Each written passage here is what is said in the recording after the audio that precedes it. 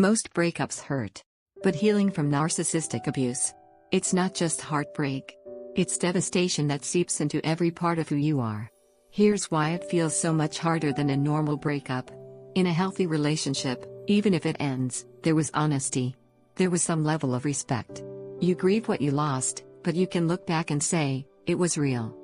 With a narcissist, the beginning felt like magic. They mirrored you, adored you, promised you forever.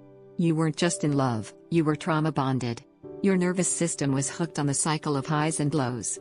It wasn't just affection, it was an addiction. And then came the shift. The coldness. The criticism. The gaslighting.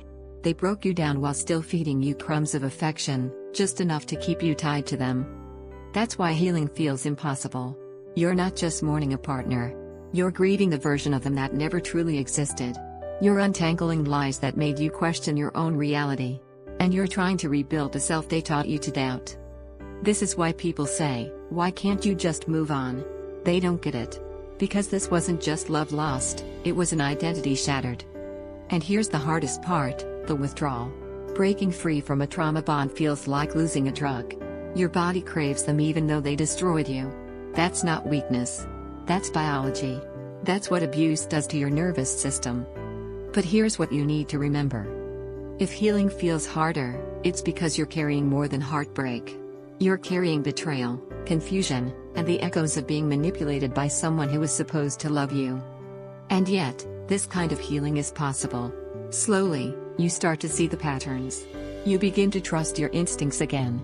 You realize the love you thought you lost wasn't real, but the strength you're building now is. It feels harder because it is harder. But the other side of this pain? It's freedom. It's clarity. It's finally belonging to yourself again. You are not broken for struggling. You are healing from something most people will never understand. Subscribe, and let's keep walking this path together, so you never feel alone in this kind of healing again.